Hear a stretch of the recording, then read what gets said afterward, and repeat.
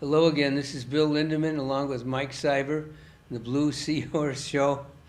And we've got an interesting subject for tonight. And we've run into the problem a little earlier. It's called frustration. We're having a little trouble getting our settings right in the show.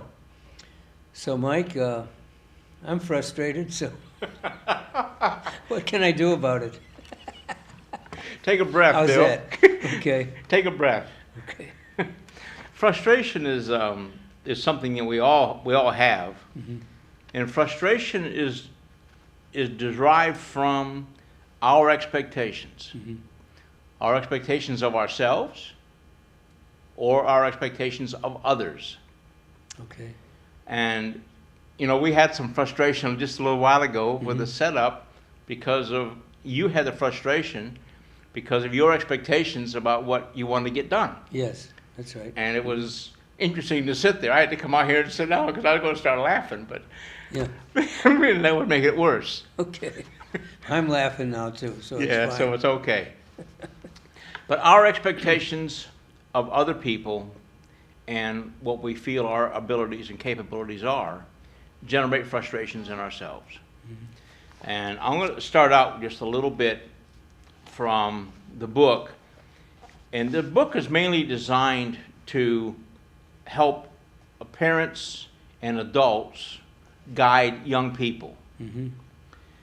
And young people hear this kind of comment all the time. It says, I expected more from you, and it frustrates me when you act like that. Well, sometimes young people, until they're taught, don't know how to act. That's true, yes. So the parent or the adult authority figure has expectations of what that kid should do. And I'll give an example. One of my nephews years ago, he's a grown man now, but was really big for his size.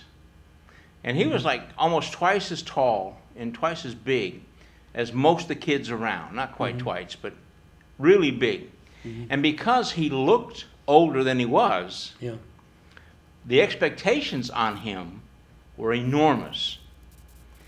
And it wasn't until later in life that they understood his frustrations about being asked to act more and behave different than his peers simply because he was bigger, but nobody understood that. And then the parents' frustration because they would say, well, do this or do that or go do this or why can't you do that, expecting him because he's big to act big. Yeah. When he was really a young immature man or boy. So frustrations come from a lot of times of our lack of understanding about that it derives from expectations or from frustrations and expectations.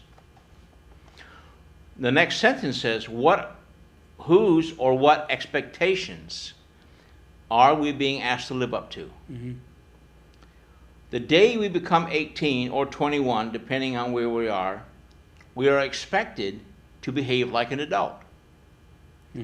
Now, there's no instruction manual that says you're 17 years old or 19 or 20 years old, 364 days. The next day you're going to become 21. But the day before, you're still a teenager. Yeah. Theoretically, even though you're 20. Yeah. So you're not held to the same standard. But the next day you are. And I had this conversation with a young fellow just the other day. When you turn 21, the world expects different things from you. And that's their expectations. And all of a sudden, the things you could do yesterday and get away with because you're not an adult, you can't do today. And if you do them, you're not going to get away with them. That's right, yeah. So expectations and frustration are a huge thing in our lives, but most of us don't really understand what causes it. And if you take frustration to another level, then that becomes anger. And that's when we get into some difficulties sometimes. But the next sentence says, are we held responsible for things others think we should know, but haven't even yet been taught? And that happens so much, especially when young children, and I know I did it with my children too, is have them build something or put something together or whatever they were doing and expect them to be able to figure it out. Yeah. And then they're sitting there and you're saying, come on, hurry up, do this, like even tying their shoes. At some point, most parents think that they should be able to tie their shoes. Right. But what if they don't? Yeah. And they're trying and the knot's getting bad and they're making a mess of it and they just can't get it. It just doesn't work. And they're actually becoming emotional because you've gotten pressure on them now. Come on, hurry up, waiting on you. Yep. Everybody's in the car. Come on, we're waiting to go. The engine's running. Dad's sitting there. Come on. Next thing, the kid breaks down crying Yeah. because he or she is so frustrated. They're being asked to do something they don't even know what to do or how to do it. It comes in so many different fashions. Well, that can become a nervous breakdown, couldn't it? It can. In really extreme circumstances. It can. I had a friend of mine that had a nervous breakdown, a major nervous breakdown, and it ended up being proven that when we talked to him and he finally came around where he was functioning again, was that he had such high expectations of himself. Okay. Yeah. He would do everything. And he was fully booked up every minute of his day, just about doing something. And it got to the point where the people around him expected him to do the stuff. And it wasn't anything mean. It was just he had set that. You know, we talked a while ago about we teach people how to treat us. Well, he had taught all the people around him how to treat him, that he would do whatever they wanted, and he would get it done. And he was the organizer, he was the planner, he was the doer, the go-getter, he was all these, plus hold a job and be a family man. And it overwhelmed him, and he didn't realize it until one day, and it's almost like a drama, made-for-TV drama. He mistakenly booked two things at the same time. Okay. All right? And he did that. And he all of a sudden realized he had two things to do at the exact same time. Yeah. And his mind snapped because he couldn't figure out which one to do first or which one to let go. And he couldn't let go. Right, he couldn't let go. Exactly. He had to do them both. Yeah. And they found him sitting on the edge of the car, on the seat of his car with the door open in a daze. And they couldn't bring him out of it. And he was almost 2.5 months in the hospital. Wow. Trying, with the psychologists and psychiatrists working with him, bringing him back around, that he doesn't have to do it all. And he's fine today. But he snapped, his mind shut down. That's very interesting, yeah. Just couldn't handle it. And it's our expectations on others and ourselves generates the frustration, which, again, we're not talking about anger today, but the next level is anger after frustration. It's like driving down the road. We all have expectations that everybody knows the rules of the road. Sure.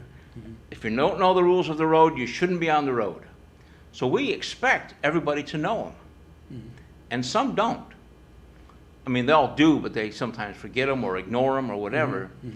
And like simply driving down the road and you doing the speed limit, and today everybody speeds, most everybody speeds, 5 or 10 miles an hour, all over it. And somebody tailgates you. Well, if you're putting my life or my family or my vehicle in danger because of your behaviors, that's going to frustrate me. Yeah. It's going to upset me. Now, how do I deal with that? Today, at my age, I slow down. If there's going to be an accident, I want to be going as slow as possible when it happens. Right, Okay? Sure. I don't want to cause any more damage than possible. Yeah. If my wife's in the car, I've been known to pull over and let them pass if they won't somehow go around me or can't go around me.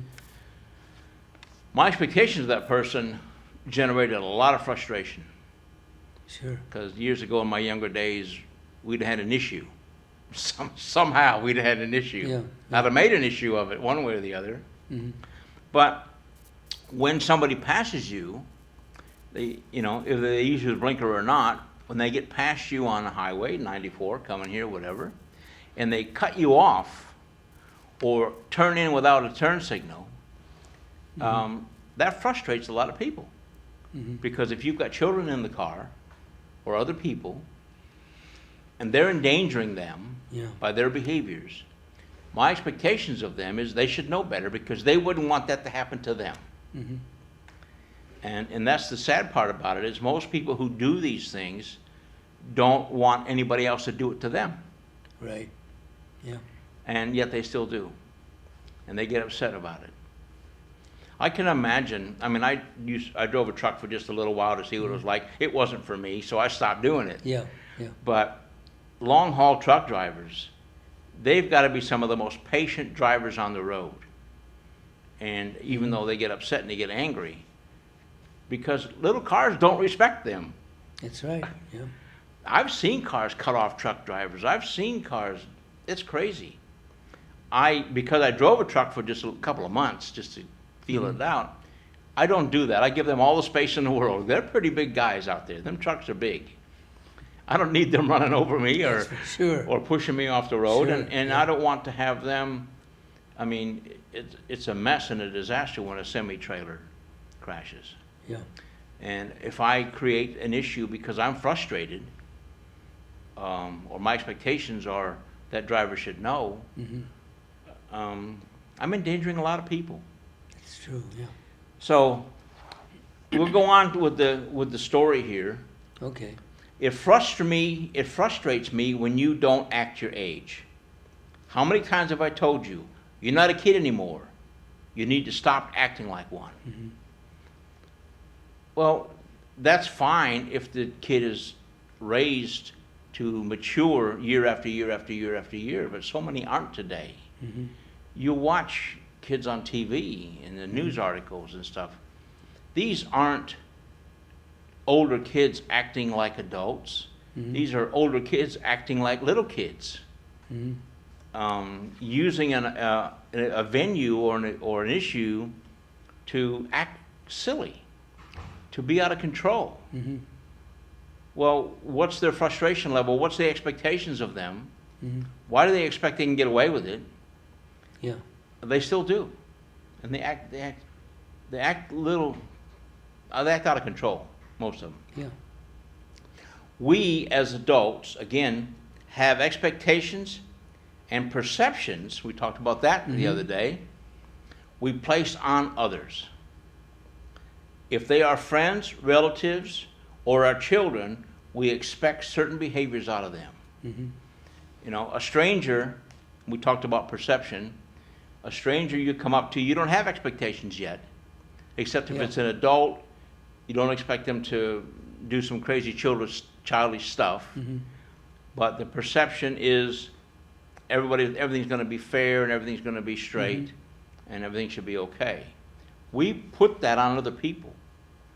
We put our perceptions, our expectations on other people. And then when they don't act to our expectations, we get frustrated with them. At a point, we presume that most people at certain ages will know certain things. I don't know many 17-year-olds who really know how that the day they turn 18, all the rules change. And most of them don't understand. I don't know how many have ever been told. I've asked a lot of kids that. Mm-hmm. They've never been told that. They've never been sat down and said, your expectations of us changes tomorrow. Mm-hmm. Our expectations of you change tomorrow. Yeah. Tomorrow you're 18. You're going to be treated like an adult. You're going to have to act like an adult, whether you want to or not. Yeah. Because all the silly things you got away with as a teenager, stop. You're not going to get away with them anymore. Even the court systems, that they charge people as adults when they're young, Yeah. but for very, very heinous crimes. But once you're 18, it doesn't take a heinous crime to be charged as an adult. Right. It can be Right. anything. Sure. And all of a sudden, you're an adult. You can't get a slap on the wrist anymore. It's a slap in the wallet, a big slap in the wallet, usually. All the rules change. Why is it we get so frustrated with them when in most cases we have never told them about the change? In most cases, we tell them things are going to change when you turn 18 without any explanation. Yeah. And you know, the other part too is most of the kids don't ask what it is. Okay, you say things are going to change. What's going to change? Yeah. They don't even ask that question. Yeah. If they only knew what was going to happen, they would. Even our attitude changes towards our own children when they turn 18. This can be very confusing to a new young adult. I know we had that with my oldest son. When he turned 18, I expected different behaviors out of him. And he was living in the same home with the same people, Yeah. his brother and sister, and his mom and dad, and yet he couldn't act the way he used to act. Yeah. And it was only a couple of days after he turned 18. And we weren't fair with him because there's no reason, nothing changed at all except a couple days of the week. And he became 18. Sure. Nothing else changed. His siblings didn't get any older. It was just him. That's And right. all, Yeah. Yeah. and everything changed. And it wasn't fair on him, and I didn't realize that at the time. This is going, he's 40-something years old now, so this is going back a ways. Yeah. Yeah. My wife we didn't anticipate that. We didn't expect what would happen when he turned 18. And we expected him to be an 18-year-old and act like one. Right. Didn't work. Why do we get so frustrated with those who do not know the rules? No matter what our age, we will make mistakes if we have to figure things out or don't know things, and no one teaches, mentors, or trains us. If you're not mentored, taught, or trained in how to do things, you're not going to know what to do. You'll have an idea, Yeah. but you really won't know. We also can become very frustrated being held accountable for things we're not explained or trained about. So it works on both ends. We get frustrated with their behavior. They get frustrated with expectations put on them that they don't understand. And this is a big issue I work with a lot of parents with young kids growing up. The other thing that a lot of parents do is they have an older sibling and a younger sibling, older child and a younger child, and the older child has learned a lesson, whatever it might be. They almost expect the younger one to learn the same lesson Yeah. without being taught. Now the older one, you had to teach what not to do, what to do, how to do it, but they don't spend the same time teaching the younger one. Yes. They expect the younger one to know how to do it because he should or she should have watched the older brother or sister. Well, that doesn't happen. Right. That doesn't happen very often. And parents, when they realize what they're doing, most of them like the change. They like to, okay, now we got to become teachers. That's our job. That's our role as an adult and as a parent, to teach our children to survive and get along. And everybody has expectations on them. They need to understand that. And it's okay to ask them, what's expected of you now? Like, go in there and make your bed.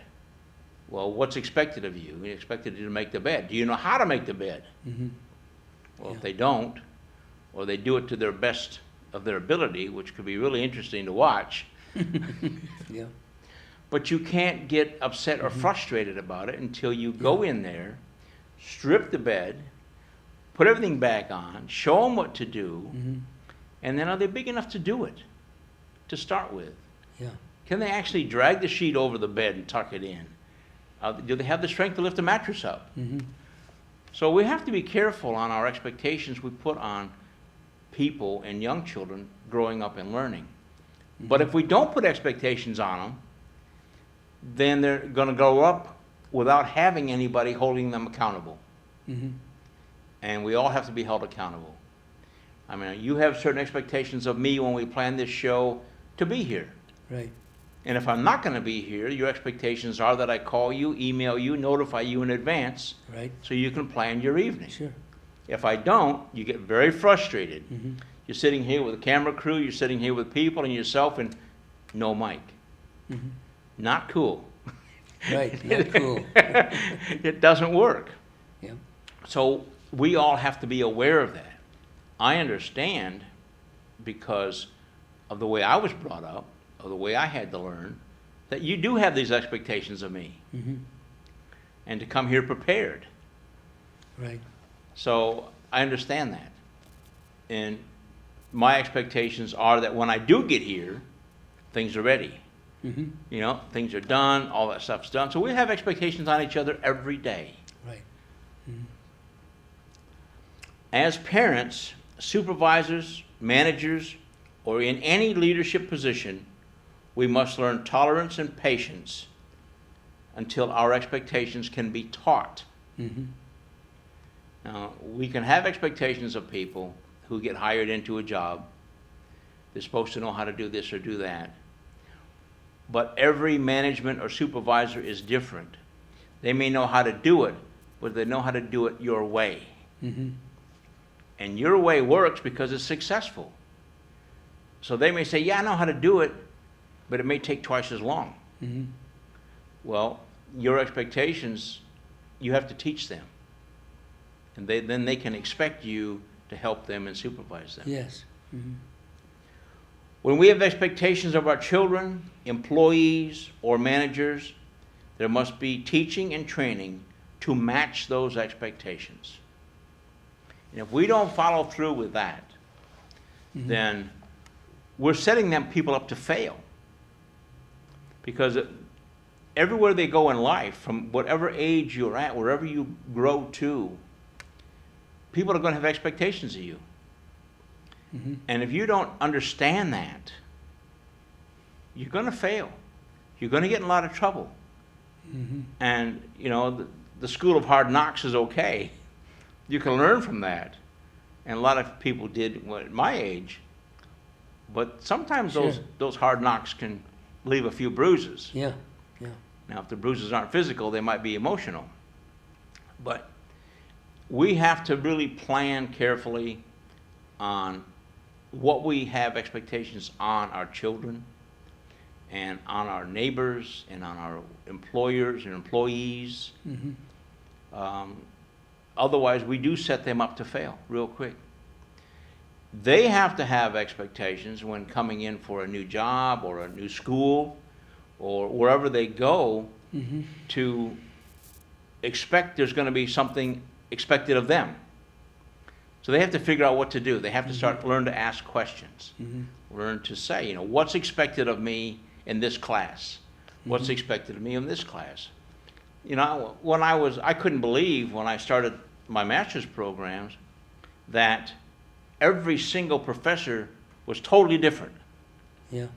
Mm-hmm. Some gave very clear, specific, and precise instructions, Mm-hmm. gave handouts, gave everything else. Some talked to the blackboard trying to write. You had to listen to their face from the back of their head. And that was all they did. Uh-huh. You had to figure out what to do. And they were training you, all were training you for future, but some were really difficult to figure out. Mm-hmm. And your expectations have to be met if you go down and ask the teacher, you know, what's going on here? Well, they don't expect you to challenge them or ask them Mm-hmm. what was going on. I remember one of my classes, there was a topic that I was really, really familiar with. I studied it a lot in my bachelor's degree, and I felt really comfortable with that topic. And we did the quiz at the end, or the test at the end, and I got one wrong. And I didn't think I should have got it wrong. Yeah. So I challenged the professor on the answer to that. Mm-hmm. We went back and forth and debated on it, and in the end she said, if you write a paper on it, explain why you're wrong, you're right and we're wrong, and present it to the class as a presentation. If it's good enough, you'll get the grade for that. But you need to understand something. If you get this answer right, the rest got it wrong. They all got it right now. Yeah. You got it wrong. If Yeah. you get it right, they all got it wrong. Well, I did my job and I did my presentation. They gave me the grade for it and they gave me the 100% on it, but they didn't take it away anybody else's. So Sure. nobody got hurt from it. Yeah. But the expectations were that the questions were right and the question was wrong. So I had to expect to be taught the right way. And I was for most of the case. It was just this one particular class. And the expectations of the professor was that people like me, because in that level of education, you have to be right if you're going to make a decision or a choice. And I challenged the test and challenged her answer, and her expectations were met. And I did that, Yeah. and that was good. But so many times, some professors or even teachers in high school and that, you start challenging their teaching, it doesn't work. Right. You can even get a bad grade for challenging them, even though you might be right. The whole thing gets down to the frustration of things that we go through without knowing the expectations. And the Yeah. frustration we have with other people's decisions, having to live up to their expectations, having to live up to their decisions. Yeah. So these are the topics that I like to work with the families, and we cover a lot of stuff around that level, and also in working with young kids. Young kids get when they sit down and we get a family together and talk to them about the family dynamics, what is expected of them. Yeah, we've got about 2 minutes left, so. Well, I was just about to go on to a long, Good. drawn-out thing, so we're going to let that go for now. Okay.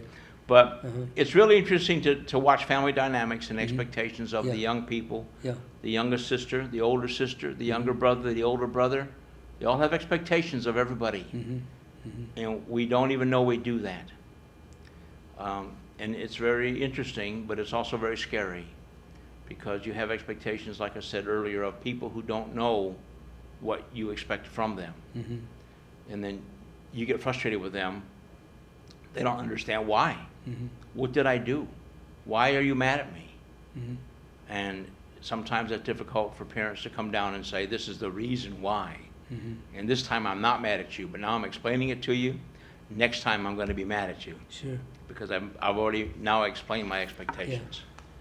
Yeah, frustrations can be dangerous. We know that there's a lot of kids running around with guns and in the street, and they're frustrated.